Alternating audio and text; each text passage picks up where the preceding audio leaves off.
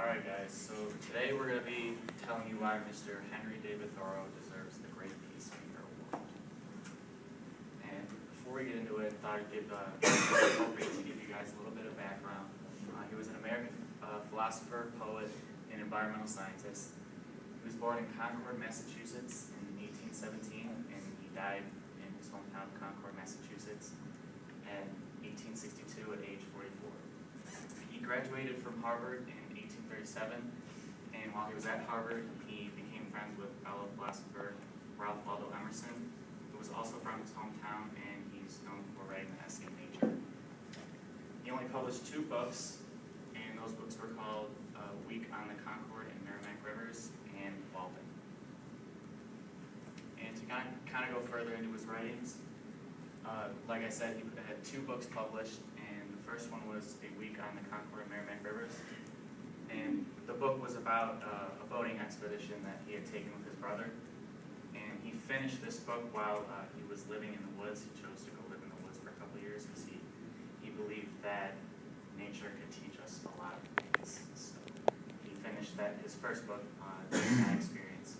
And then his second book, Walden, was based on that experience that he spent in the woods.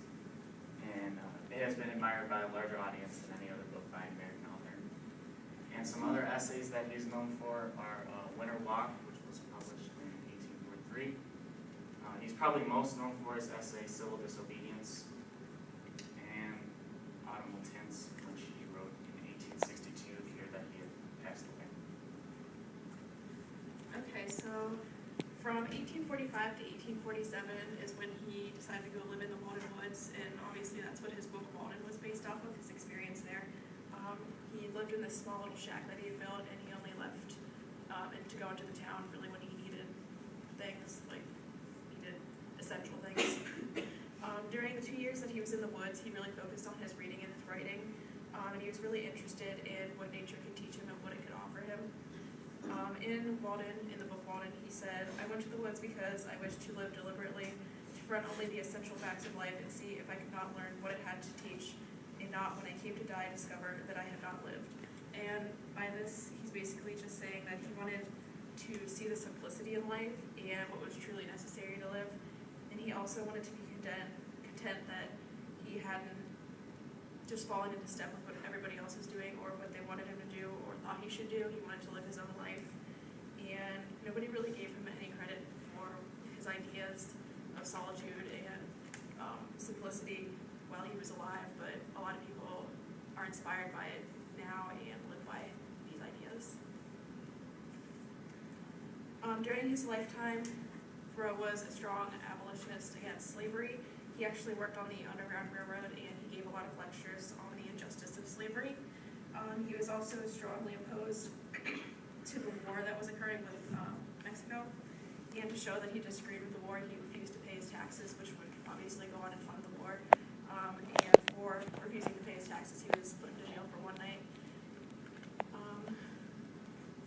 A few years after that incident where he was arrested for refusing to pay his taxes, he wrote an essay called Civil Disobedience in 1849. And the essay addressed 2 major questions that he had. First was, why do some men obey laws without asking if the laws are just or unjust? And second, why do others obey laws they think are wrong, which kind of go hand in hand? And he basically, throughout the essay, he criticizes the government for being oppressive and giving people the idea that they have to obey an oppressive government and that they have to sacrifice their personal freedoms. Thoreau believed in a simple life. He thought that people were too focused on making a living that they actually did not live.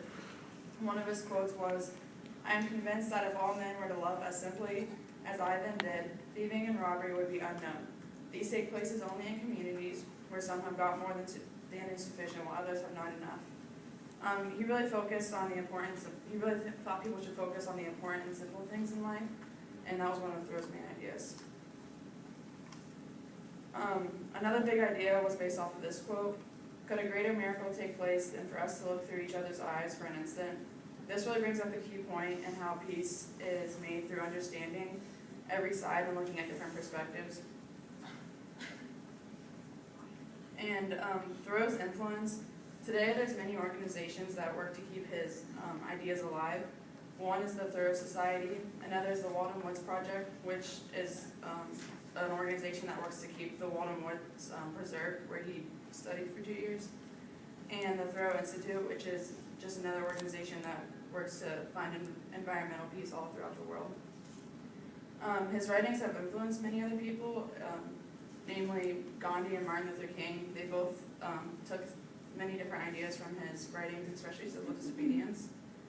He had a nonviolent approach. He was against the war, and he, like we said, used civil disobedience.